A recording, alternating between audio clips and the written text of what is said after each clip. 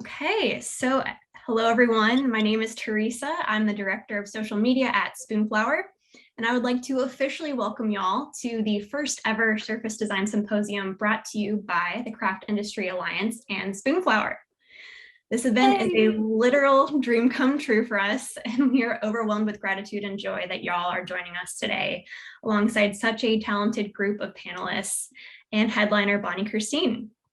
It's going to be a full day of learning, inspiration, community, and growth. So we're so glad you're here. A little housekeeping to start. I do want to remind everyone that we are recording this session and all sessions today. You'll be able to find those on our symposium blog post next week. Don't worry, we'll be sure to email you with a link to let you know when those are ready. I also want to mention that if questions come up, please pop those into the chat. I see we have a couple hands raised already, so please just drop your questions into the chat and not into the Q&A section, just to help us keep things straight. And we'll do our very best to have the panel answer those, as many as we can get to at the end of the session. Okay, so without further ado, let's get to the reason y'all are here. I'd like to introduce you to the talented and successful group of artists we have with us today to talk about how to stand out and market yourself and your artwork. Okay, so first up, we have Liz Kohler-Brown. Liz is an artist, designer, and author.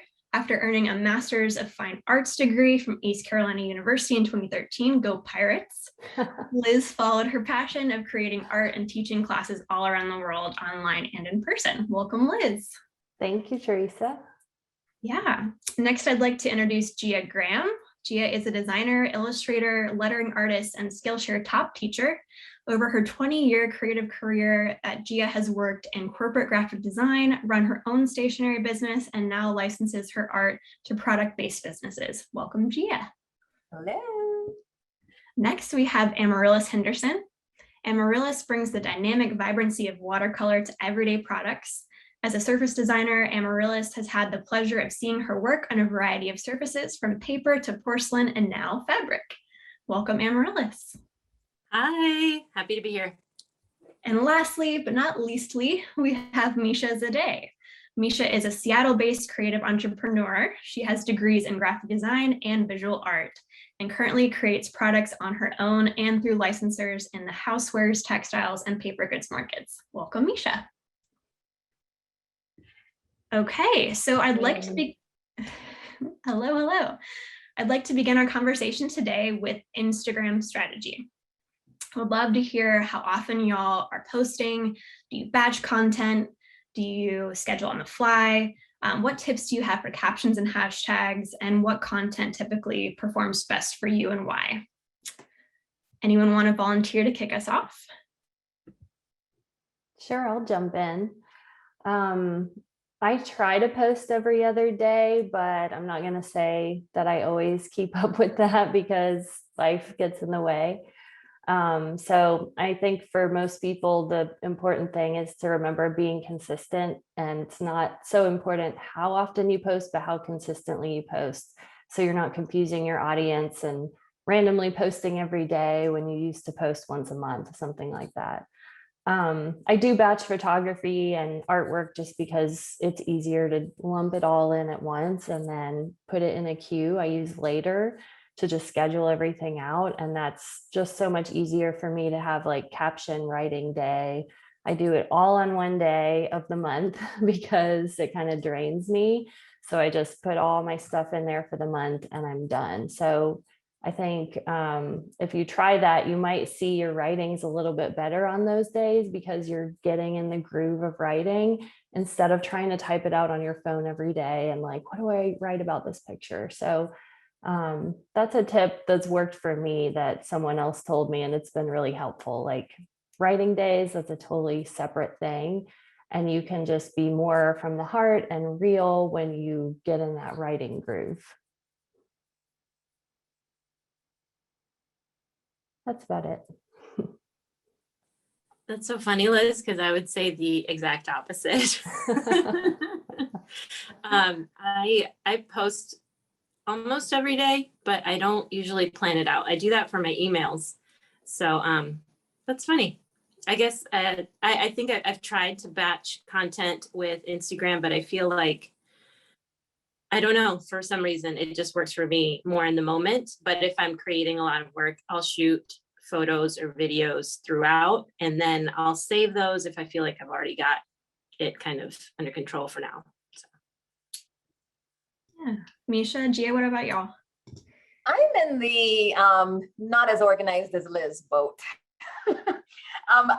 The only thing that I do organize, because I work with limited palettes every month, I will kind of just really roughly in Procreate map out like my color schedule for the month. Like I know what my colors are for that month, and I'll kind of map out a grid of color, just so I don't end up with like 3 pink things in a row and then, 4 blue things in a row.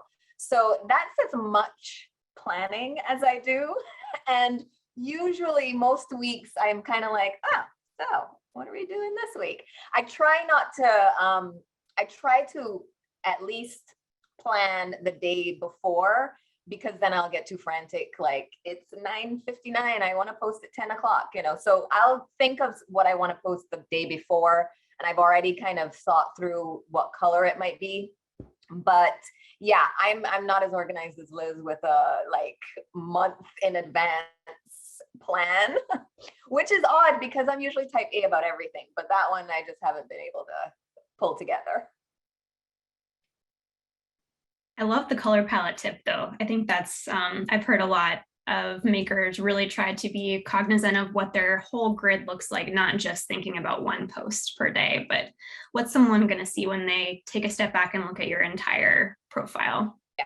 As a body of work, really. Absolutely. What about you, Misha? So I think many people who've been on Instagram for years will say that it's changed a lot, especially in the last 2 years. And it used to be a platform with a ton of inspiration. I would post very frequently. I built a great following of very engaged followers. And now Instagram is really very openly promoting more video-based content. So it's not as much about what your feed looks like. And I'm not seeing the same engagement for the same amount of effort that I'm putting in. And that's something that we're not in control of.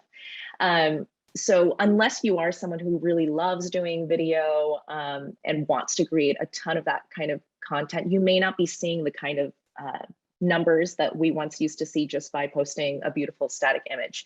What I'm really focusing on now with my Instagram strategy, and it's totally changed, is really using it as a portfolio, trying to be consistent with the type of things that I'm showing, putting in a mix of a little bit about me and then my work.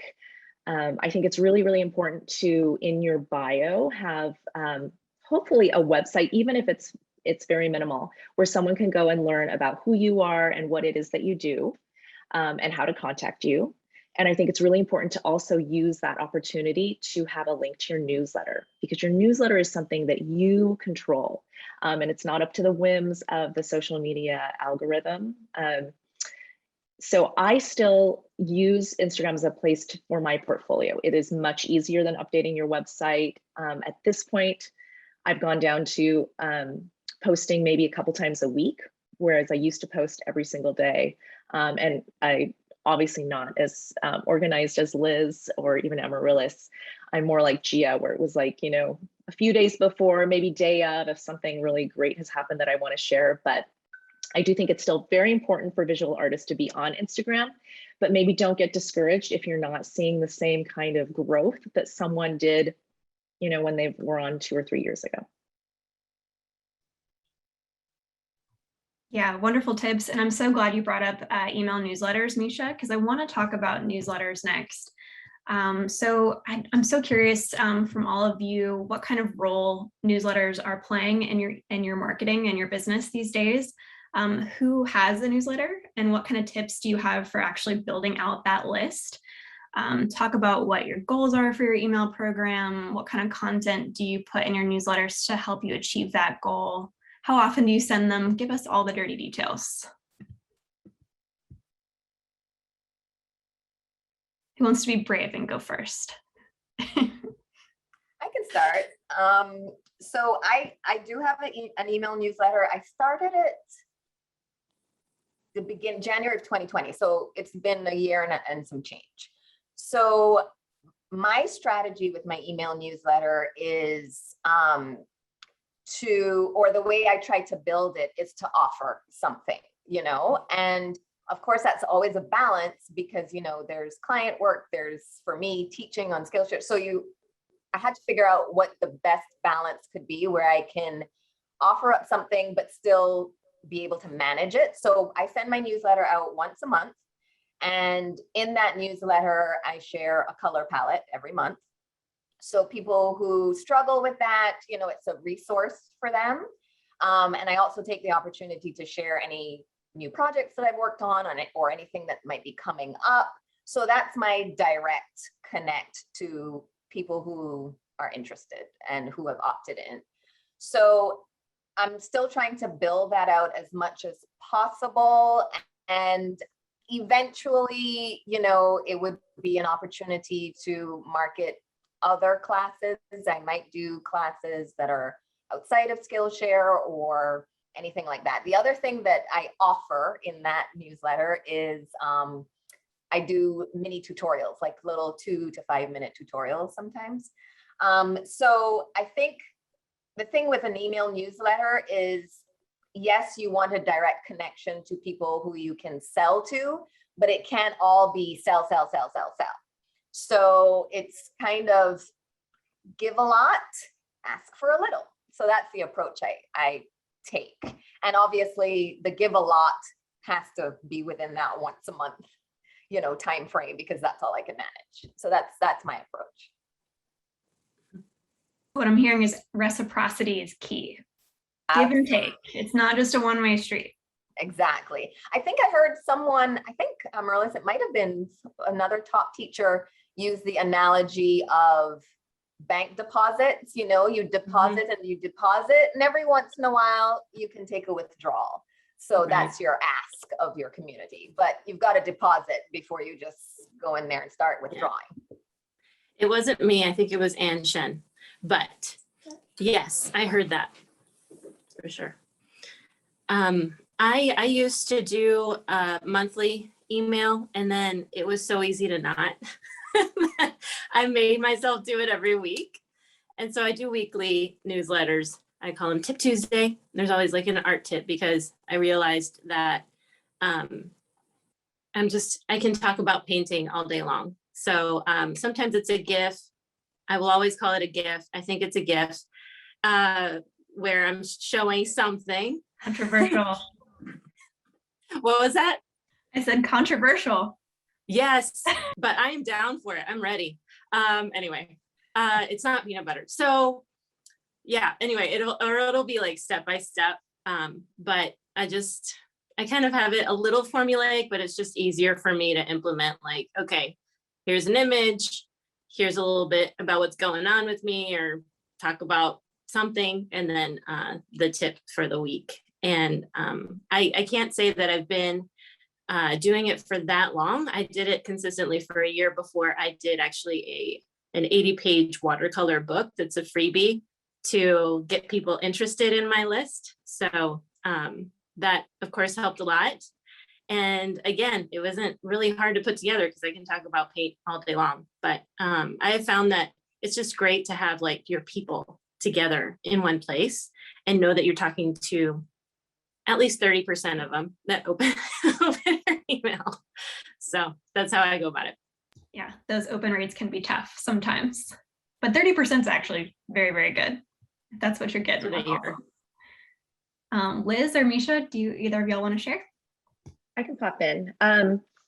So me being consistent with my newsletter is something that's new this year. My goal is twice a month. The minimum I've set for myself is once a month, and I'm usually sharing updates about, events that I have coming up, new product releases. I think it's a really great tip about offering something more than that. I oftentimes will do a newsletter list only coupon to my sales offerings, but a lot of people are offering free downloads, like background pattern downloads with their newsletters, and that's a great way to get people in and kind of an inexpensive way for you to offer something. So I took a newsletter strategy class, and one thing that was mentioned that has really helped me is realizing that a good newsletter that has a lot of beef in it, it's probably going to take you 4 to 8 hours to create. And that's coming up with the content, writing it, coming up with all the imagery, and then spending a decent amount of time editing it. And I would really recommend getting, if you can't afford to have someone else to pay for someone to edit it, at least send it to a friend who is, really good at, copy, having them check all the links so that you can feel, good about it when it goes out. It is terrifying, when you've spent all this time on the newsletter and then it's that like, send now, are you sure? And they give you, 2 options to like, have you checked everything? So it is so much work that I'm always like, oh, but the more you do it, as Amaryllis was saying, the easier it gets. And try not to fall off the bandwagon. Don't be discouraged if you get unfollows or from sending that out. Sometimes people will sign up for your newsletter just to get that freebie. They're not really interested in your work. They're not going to be a long-time customer. So this is where you put in that this is just business face and you don't take it personally, because you really don't want, what you want is all the people who don't want to be on your newsletter to just unfollow at once, so that really it's engaged followers who like your product or your service or the value you're giving to be on there. And that's who you're writing for.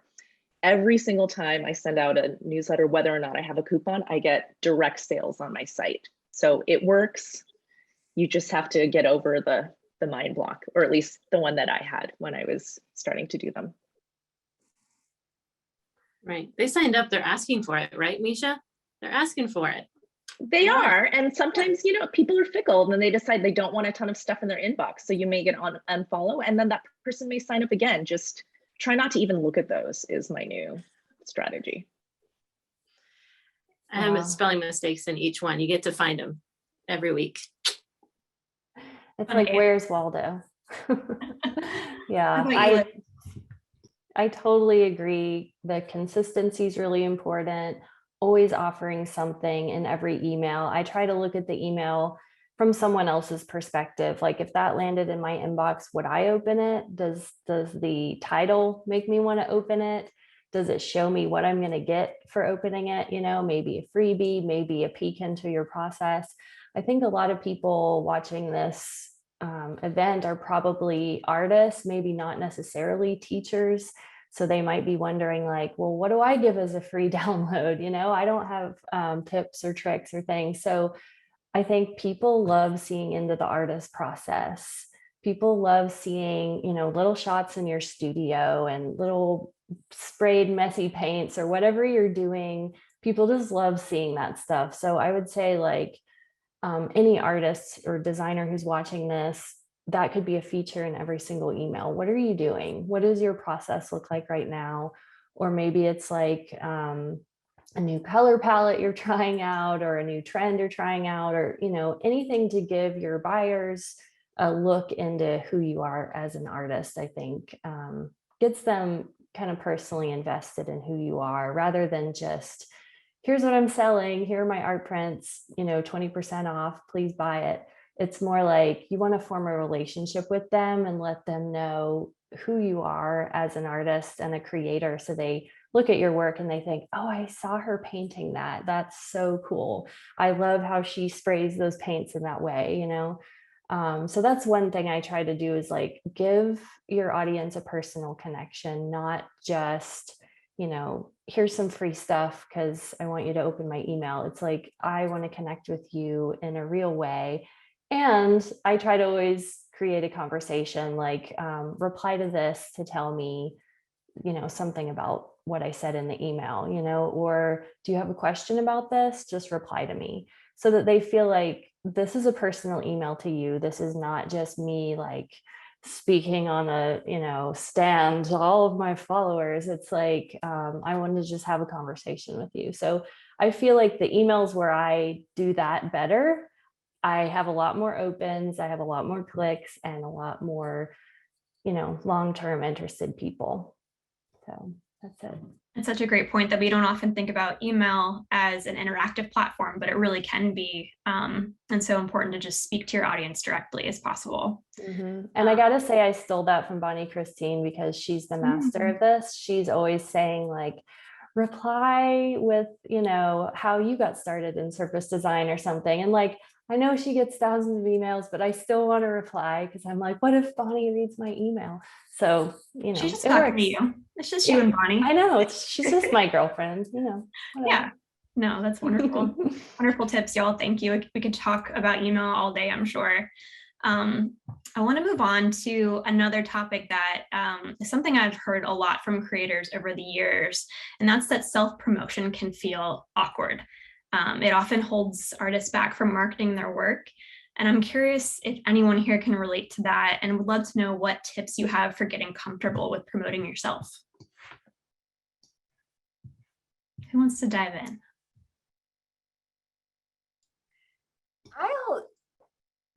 Well, my tip, which I had to do for myself, is just reframe the phrase self-promotion, because for me anyway, it always felt triggering, like that sleazy guy who's like, this is what I'm selling, So I just kind of had to rephrase that and just look at it as sharing with friends, like Liz was saying, it's not so much you separate from your following or whoever might be interested. It's more of creating some kind of interaction. So I just kind of look at it as, hey guys, I worked on this thing with a great client. Look how it turned out. Or, oh, look, I got some samples of this thing the other day. It's on sale at such and such. I try to approach it in that way more so than, a promotion of myself, So I think rephrasing it or rebranding it in your mind is kind of the first step if you're a little kind of grossed out by the phrase self-promotion. And no finger guns. That's what I'm taking away from this. No finger guns. Awesome. Thanks, Gia. Anybody else have thoughts on this one? Misha? Being an artist and putting your work out there is a very brave act, right? Like you risk rejection every day. You're putting yourself out there waiting for people to comment. And you have to kind of just get comfortable with it and do it. I think once you do, you will find that I don't love the phrase, there's someone for everyone, but there are people out there that want to see your work. And the more that you share that, the more you will find them and they will find you. And it feels really good once you do and you have that interaction. One thing that was holding me back was I was very comfortable sharing my art, and that's it. Like I didn't want photos of myself. I wasn't one of those people that posted every day about, what you're eating and whatever. And I had a creative coach, mention it's all about storytelling, and people these days really do want to get to know you. They want to know the artists behind the work because there's a lot of great work out there. But when they connect with the person that's making it, that makes all the difference. So I had to get more comfortable with that. And I started out by just doing little videos on stories. I highly recommend stories as an experimental way to do something kind of low risk, and they go away after 24 hours. And you can use a filter and just have a little fun with it and ask questions there. Like I like the surveys or the quizzes where people interact and really engage with you. If you're someone that doesn't love using a lot of photography of yourself, you can, do photography or video of yourself creating the artwork. You can use shots of your studio. Little glimpses into your life, I think, are the key. And the more you do it, the more comfortable you will get. Liz, do you want to share? Yeah, I totally agree with Misha there. That's so important. And I think too, I'll just talk about my own experience. When I started marketing, I knew I was really bad at it. So that was one reason I felt uncomfortable promoting myself. I also wasn't 100% confident in my work or my classes and tutorials and things I was sharing, because I was just learning. And I think a lot of people in the beginning feel like that. They're like, is it that I just am bad at marketing, or that I don't know how to share my stuff, or my stuff isn't good enough? And it might be all of those things, but you have to just do it anyway, because when you're starting out, you have to go through this process of like, you're not going to be as good as you want to be. You're going to be looking at all these people who you think are better, and it's going to make you feel like, I'm not doing enough, or my work isn't high quality. It's like, yeah, maybe it is. That's probably true for a lot of people, but you have to just keep doing it and practicing. So for me, it was like, instead of saying, I'm really good at self-promotion, I'm just going to say, this is the thing I have now. I'm going to practice marketing it in the ways that I know how. And that kind of evolves over time. Your work gets a little better, your marketing gets a little better. So it's like, I think people are really hard on themselves in the beginning, and they're like, I'm just not good enough, so this is never going to happen for me. It's like the only people who get to the upper levels are the ones that just push through that and are like, it's fine, I'm not good enough, that's okay. I'm just going to keep going. One of my favorite quotes is from, I think it's Reid Hoffman from LinkedIn, said, if you are proud of your first launch, you launch too late. So it's like, if you're proud of the work that you put out there the first time, you probably waited a little while to put it out there. So just jump in and just do some crappy marketing and see what happens. And then probably in a few months, you'll be doing a better job and it'll get easier. So it gets easier all the time, I think. I don't know if the others will agree with me, but the more proud I am of my work, the easier it gets to share, because I'm like, hey guys, check out this awesome thing I made. And that's so easy to say, it's like, of course, it's easy to market awesome stuff. But in the beginning, I was like, do you want to see my class? Please watch it. So I hope that's helpful for some beginners. I love that. It sounds like perfection is really our enemy when it comes to marketing. It's okay. It's okay not to be perfect. And Morales, what do you think? Well, I just wanted to say, Liz, I'm going to take away, do some crappy marketing. I love that. That's the quote for my day. Do some crappy marketing today. And I heard something similar to that, launching too late, in that if you post something or email something and you feel that little bit like, I don't know, I just put that out there, then that means you're being vulnerable. And if you don't have that feeling, then you weren't putting yourself out there, being vulnerable enough.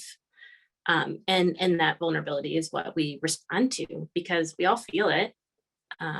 Like, here is my crappy painting, but by golly, I'm excited about it. And what I think the difference between self-promotion and kind of more healthy promotion is just like, if you're excited about it, then share about it. I think what's sleazy is, I'm excited about this. I'm so excited.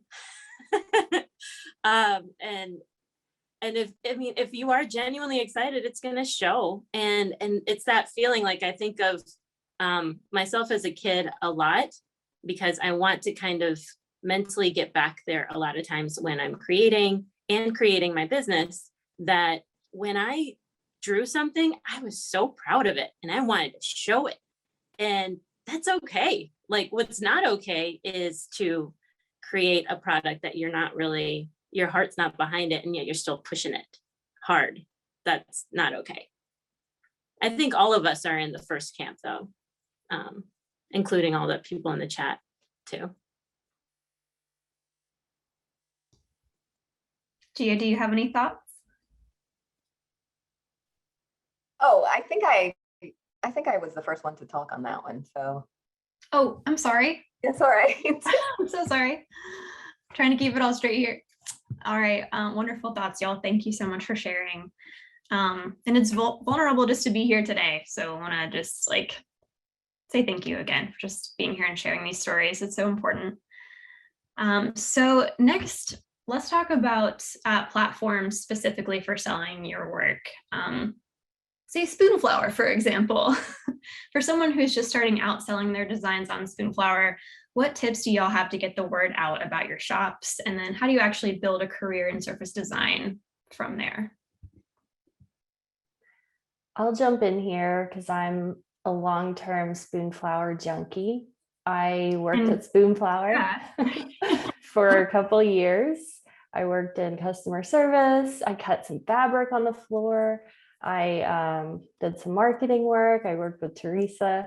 So I've loved Spoonflower forever. So, you know, I'm not just saying this because I made some money there, but I also had a shop. My husband and I started a shop together. And we were like, what would happen if we just put a few patterns up and, you know, just a motorcycle or something. And that night we sold our first yard and we were like, what? You can make money from images on the internet? That's insane. So that was like the beginning of my print on demand world. And I think Spoonflower is a great place to get started because, you know, because of the swatch requirement, you have to buy a swatch in order to make a design for sale. That's still true, right? It's still true. Okay. I think that limits the pool of designers in a great way because it's not just everybody and their brother putting a design up. It's people who care enough about their work to curate a collection and put it up there. So I think that's one great thing about Spoonflower. They're not paying me to say this. That being said, some people aren't ready to pay for the swatches. So there are also great platforms like Society6 and Redbubble. And, you know, what we did in the beginning when we started our shop was put all of our designs on one platform. And we were like, what designs are doing well? What designs are people really relating to and emailing us about all the time? And then we took all of those top ones and put them on all the other platforms as kind of a test. So that's something I might suggest to someone who's just starting out with print on demand specifically is, you know, we can't tell you, nobody can tell you what the best platform is for your work because everyone's work is different and somebody's going to be a top seller on Spoonflower and somebody's going to just totally bomb and we can't tell you who's who, you know? So I think you really just have to test it out. But I think print on demand is a great starting out place for so many people because you can just experiment, you know, try everything, put all your work out there and see what sells and start building up your portfolio. So for me, that worked really well because I didn't feel, you know, if I put a new design on Society6, if it bombs, I'll just delete it. So it's not such a big risk as it is to, you know, write in a big email to a company with my portfolio and pray that they respond. And so I think that the risk is a little bit lower with print on demand. So it's great for beginners. So for me, I found that a really good way to get started. I know a lot of people have been found by big companies through print on demand too. And we've had multiple art licensing opportunities from our Spoonflower shop. People just write in and we're like, how, you know, why did they like that one weird pattern with the certain deer and the certain tree? It's like, you just never know. So yeah, I would go print on demand is a great avenue for beginners. Just to piggyback off of that, in terms of starting out and specifically with Spoonflower, if you can afford to do it, I would also suggest buying, you know, a fat quarter of whatever patterns you have, or pick your favorite 3, get your fabric and take pictures of the actual fabric when you're promoting on social media or sharing on social media, because that helps to make it real. You know, when you're trying to get people interested in your work. I mean, I can't sew, but if you can sew, even better, make a little something out of it. So I think bringing it offline, having the real thing, taking a picture, sharing that and putting it back online, I think can help create interest when you're just starting out as well. I love that. I mean, you have to order the swatch or the fat quarter anyway to proof your design, so may as well use that to create some content and really show that texture, which is what we all love about fabric anyway. Absolutely. Yeah, thanks for sharing that. Amaryllis, what do you think? Starting on Spoonflower is fresh in my mind because I did that this year, with one exception. Woo! I know. Awesome. I did create one design maybe 2 or 3 years ago that was for a competition, and in my mind, success was to get into the final round, and I didn't. So I was like, oh, okay, maybe this isn't my thing. So I zoom into like this year, I realized that that's not, that's not a great model, right? And I think that a lot of us have started shops that way. Think of like, oh, I could do that on Etsy. I could sell prints. And so you create this 1, 2, 3 listings and you're like, my shop is open. And then you're sitting and waiting and like, why aren't people more excited about this? Why, and you feel like a failure. But instead, I put more chips in it this time around, and I made 3 collections so that I could, for one, like kind of flex that muscle of creating a collection. And I loved seeing them all together in those profiles. And then I ordered, help me out here, Teresa, with the right word, but it's like a kind of ready for you quilt, like a lot of fabrics on a lot of designs on one. Filiard. Filiard. It's a really That was cost-effective way to get all your swatches done at once because you can actually proof all those designs that are on a filiard. So it makes a lot of economic sense too. Yes. And then I could also see scale, like, these flowers are all huge. Okay, let's differentiate this a little bit. But anyway, just launching and treating it as kind of more of a storefront instead of here's this and here's that, and I hope you like it. And, just kind of throwing darts, I think is a huge shift. And you also start to see it as a shop, as a business, and you treat it that way, where like, telling your friends that I don't sew, I didn't make that quilt. My friend's mom did, and I was like, do you want some fabric? I'm happy to give it to you. Can you just like make something? I don't even care what it is. I'm gonna be so excited to see my fabric used. So that's kind of, I think, something that people that are new to getting out there might not think intuitively. Like we think, I'll just take one little step and by golly, do that one little step. But when it comes to launching your shop, like make a big deal of it, because as big as it feels to you, like you want to kind of almost spread that feeling so that other people are just as enthused to jump in. Yeah, I love that. And I will add one more thing about how cool it is to see makers using your designs and using your art and posting on social media. They won't be able to tag you unless you have your Instagram handle in your bio for your Spoonflower shop. So it's so important to put that either your Instagram or your Facebook, Twitter, however people can tag you online, and then you just get more eyeballs to your Spoonflower shop that way. And it's also helpful for the marketing team at Spoonflower because we always tag artists as any opportunity that we get whenever we share your art. So awesome tips there. Thank you for sharing. Misha, do you have any thoughts? Yeah, I'm a big advocate for real stuff. How amazing is it that you can put a design up there and get it printed on fabric to make whatever you want out of it, or have someone else make it. And now even to have it printed on home goods. Like it used to be that, very few people got the opportunity to have a collection of home goods made, but you can make that happen yourself. And even if you only pay for one thing, staging it, photographing it, people respond to a real product, and they can actually help you sell your flat patterns too. Art directors love to see how a piece of art translates to an actual product. This is something that I really used a lot in growing my audience and getting a lot of licensing opportunities. So definitely try it. And yes, sometimes you have to have a budget to do these things. You will definitely get it back. Yes, ROI is definitely there. All right, one last thing I want to sneak in. Just one thing that I've seen and heard artists say again and again is to join the design challenges. They go every single week. We have hundreds, sometimes thousands of artists joining. So definitely don't be hard on yourself if you don't get into the top 10. Amaryllis, I'm glad you kept going.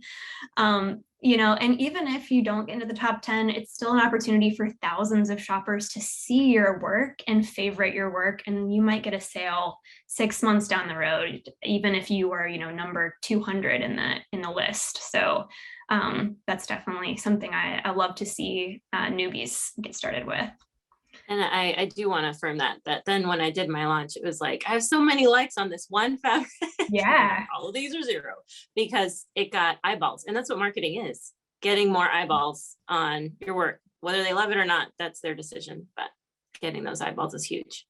Absolutely. Because there's so much volume of work. There's just got to be a way to get in front of more people, and it does help you come up in the search when you have more likes on your design. I'm not going to speak to all the engineering nitty-gritty of how our search works, but that definitely helps when you have more likes on your design. So super important there. Okay, last question before we head over to audience questions is I want to talk about something that I think has been a more recent phenomenon in this kind of realm, and that's how you can create work that feels authentic, but still is speaking to the trends that get propelled by platforms like Instagram and Pinterest, which are necessary components of marketing a creative business today, but they can also be very time consuming, and they make artists feel pressured to create work that is kind of adhering to a popular style that might not be authentic to you. So how do you all set boundaries for yourself to kind of keep these factors in check? I don't know if anyone wants to kick us off. Gia? Sure, I can start. Yeah, trends are, I have a love-hate relationship with trends. I think particularly when we're talking about social media, like Misha mentioned earlier, we are seeing some really big changes happening, especially on platforms like Instagram. And in all of this, everyone's kind of scrambling to keep up and stay relevant and follow the trends, whether that's design trends or just trends in how you interact on social media. So in both cases, I try to prioritize my art brand above all else. Like that's one of my boundaries, or that's kind of my North Star. So whatever I do on social media or with my work needs to ultimately serve my art brand in a positive way. So for example, in terms of the social media part of it, and how that can be kind of create a lot of pressure or whatever, for me, even though dancing around in reels might get more views and likes, it's probably not the content that will entice an art director. So, I try to always approach social media in terms of what will work for me and what will ultimately work for my art brand. So I think, I forget which one of you mentioned it earlier as well. I don't really think of it, the art that I put out there on a day-by-day, post-by-post basis. I think of it as a body of work. So regardless of what's trending, if it's completely incongruent with my body of work or the direction that my style tends to go towards, then I'm just not going to do it. I don't think it's necessary to follow every single trend. I think our job as artists are to be the trend setters, not necessarily the trend followers. This is one of the reasons why I have a love-hate relationship with trends, because a lot of times buyers or art directors are like, well, this is trending right now. And I'm like, well, yes, so let's move on to something fresh. We are done with pineapples and llamas. And, I could go on. So yeah, I tried to really think of my body of work as a whole, my personal style and art brand as a whole, be aware of the trends and what people are doing and what's happening. But if it doesn't align with, my ultimate goal of establishing an art brand, then I just skip it. You really don't have to follow every single trend that pops along. That includes not just art trends, but social media trends, reels aren't for everyone,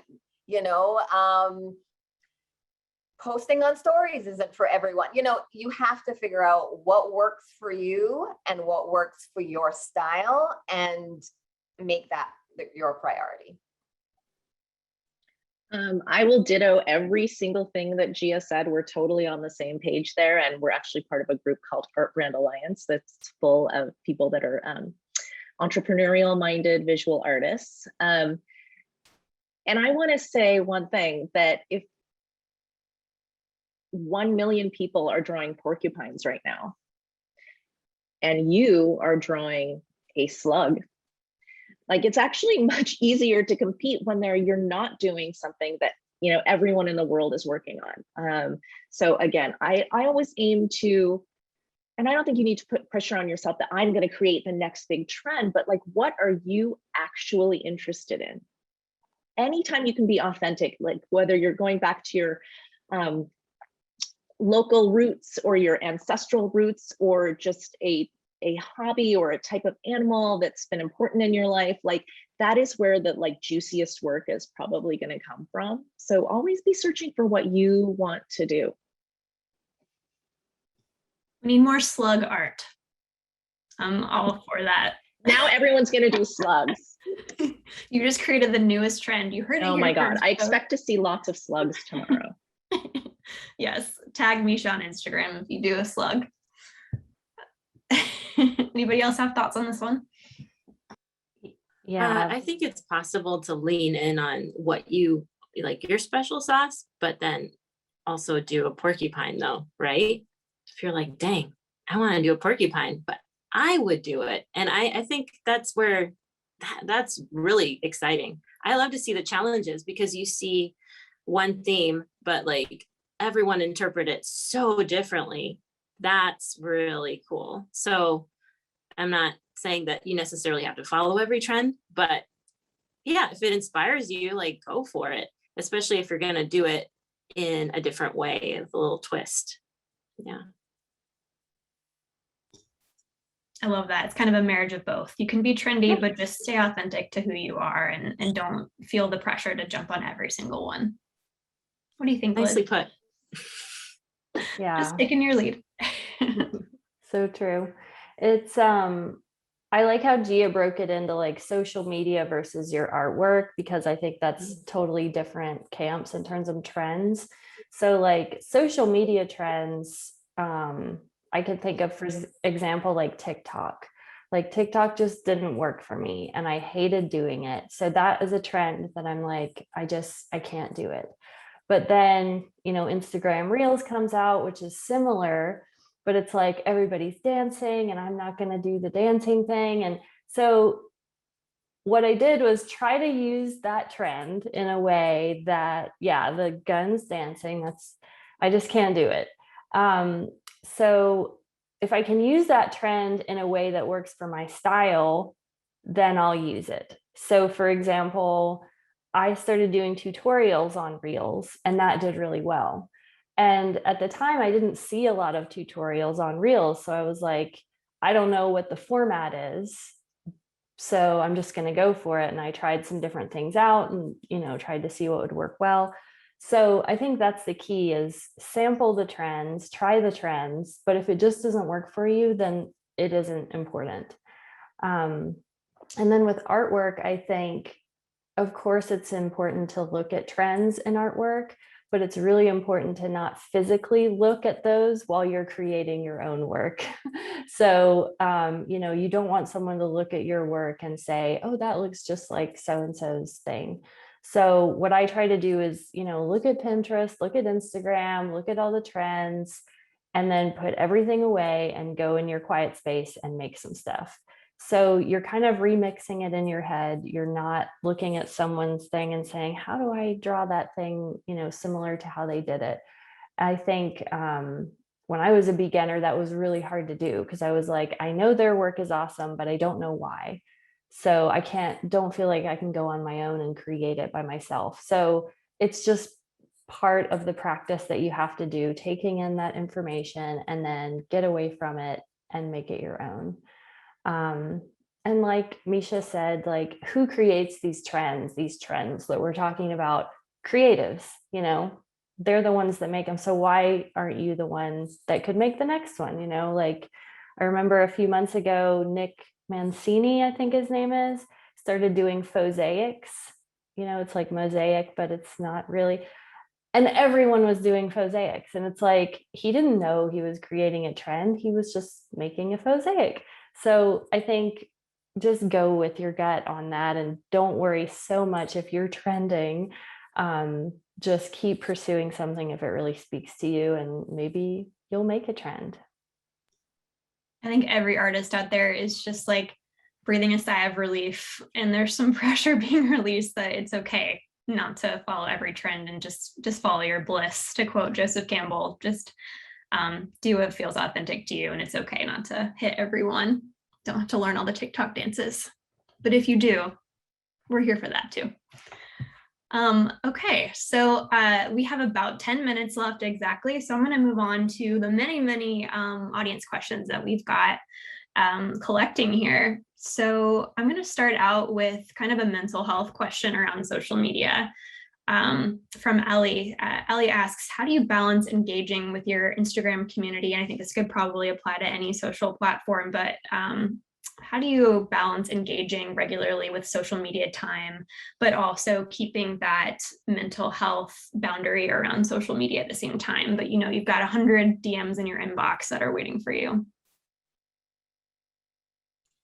Well, the beauty about it being on the internet is you can just not look at it. You know, you can just put it away and just deal with it when you can deal with it. I think it's super important to take the pressure off. You know, it's your account, you run the ship, you call the shots. There's no, you know, Instagram boss who's going to be cracking the whip over you if you don't respond to DMs in a timely fashion. So you really just have to decide for yourself how much you can commit and when you can't. So if it is that you decide, well, I'm posting 3 days a week, so I'm only going to respond to DMs on those 3 days while I'm already in the app posting, but not every time I pick up my phone, I see I have a message. Oh my gosh, I have to answer that right now. You know, so it's really on us. We are the bosses of our social accounts, so we can decide what works and what doesn't work. And we create that pressure for ourselves. There's literally nobody who is making you do anything on social, you know? So just relieve yourself of that pressure. And, you know, if you want to be kind of more structured with it and schedule the days and times where you respond, you're welcome to do that. Or, you know, just do it when you feel like it. I think it's totally okay to take the pressure off yourself with that. I totally agree with Gia on this. It's like, I think so important to set your time that works for you for this. Like for me personally, I check all my social media stuff one time in the morning and that's it. Like the rest of my time is my creative time, because if I feel like I have to check in all the time, it's like I'm on call, you know, and I can't get in that relaxed creative flow and just enjoy the process and listen to music. That's the mindset I have to be in to create.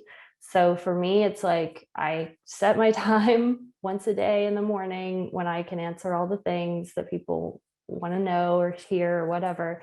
And then I just disappear. And that's like so relaxing for me, that moment when it's over and I'm like, okay, now I can do my thing for the rest of the day. I have to do it first because I feel like if it's looming and I don't know how long it's going to take, it's just too much. So that's worked really well for me. Just decide what time is right for you and then don't allow yourself to be on call, because that's stealing your creative time and your creative energy that you need if you're going to keep making awesome stuff.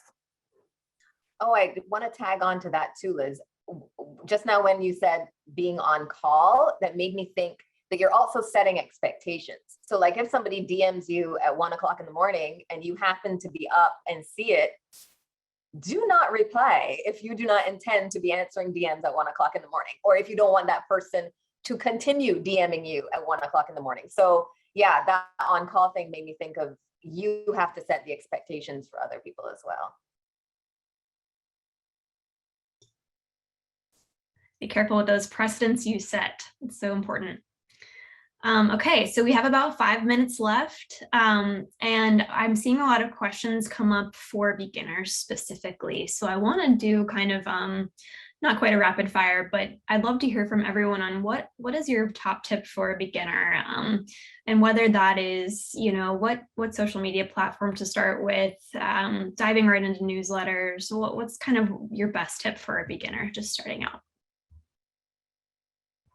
Amaryllis or Misha, do you all want to kick us off? Sorry, I have you on an iPad, so I have to reach up. Instagram, I think, is kind of the staple at the moment. Everything else is frosting. But also, if you tend to create video, or if you tend to create, you know, let what you create dictate where you post and how you post. And I don't know, as a beginner, I guess as a beginner on as marketing, or as a beginner creator in marketing? Probably should stick to, yeah, marketing Okay. yourself. Yeah, I mean, start getting people on your list, and that sounds easier said than done. It's slow, and so that's why I think you should start soon, because it's slow. And if that means, you know, hey, I have this freebie. If that means, hey, I'm running a sale, but I'm only going to send out the coupon tomorrow. If it means, do you want to hear my most embarrassing moment in my business? I'm going to talk about that tomorrow on my email, whatever that is. You know, you can switch it up. But yeah, to start with that start collecting those email addresses. I wish I would have done that sooner. What email platform do you all use? MailChimp, or do you have a email service provider that you like? I use Flowdesk right now. Flowdesk. I'm still using MailChimp. I'm on MailChimp as well. Okay. And note, does anyone charge for their newsletter? I saw a question about that in the chat pop up. No, I didn't think so. I have not arrived to be at that point yet. Yeah, I don't know many people who have. But if you have, more power to you. Maybe that's the future. Great. So anyone else have any beginner tips for marketing yourself? Sure, I'll add something in. I agree with Amaryllis. Do what works best for your style and your content. I think people are always looking to these gurus, like, what's the best thing to do? And it's like, the best thing to do is what works for you, because that's the only thing that's sustainable. It's the only thing you're going to get up and want to do every day. So if you hate Pinterest, just don't do Pinterest. Just forget it. That being said, I would say that the mailing list is the #1 most important thing you can do for your business. It's the only list that you own. It's the only business insurance that you have, your customer list. It's the only algorithm you control. So, you know, if you want to have a sustainable business, I think it's really risky to have everything on Instagram. As we all know, the numbers for views are going down and down on the posts, no matter how high your followers go up. And, you know, now they want you to do reels, and now they want you to do stories, and, you know, they incentivize those things. So, you know, do you want to be a pawn in the Instagram machine? I do, you know, I use it, of course, but I would say the mailing list is more important, because you're in control. Nobody's going to stop delivering your emails. You're not going to lose your customer list. So I would say that is the safest bet if you're going to choose just one. I would say Instagram is still, I think, the easiest way to reach a large number of people. Someone asked earlier about Linktree, and that's a free service that you can use, so that in your bio on Instagram, instead of just one link, your website, you can actually link several things, like directly to your website, to your newsletter, to your Etsy shop. And I highly recommend that, because the less steps someone has to take to do things like especially sign up for your newsletter, the better. The other quick thing I wanted to say, and this won't apply to everyone, but don't discount in-person events as a way to meet people, even if it's just a few people at each event. Those are people that have met you in real life, seen your things, and really want to get to know you better. Always have a place where they can sign up for your newsletter there. And I highly recommend, for people who are surface designers, creating a few things. If you want to do paper goods, that's a very easy access, not super expensive way that you can get postcards printed, a few greeting cards, a few art prints. It doesn't take much to do some of these smaller local shows, and that is a really great way to grow an authentic local audience. And then that'll build your newsletter, and all these things add up together to grow your following.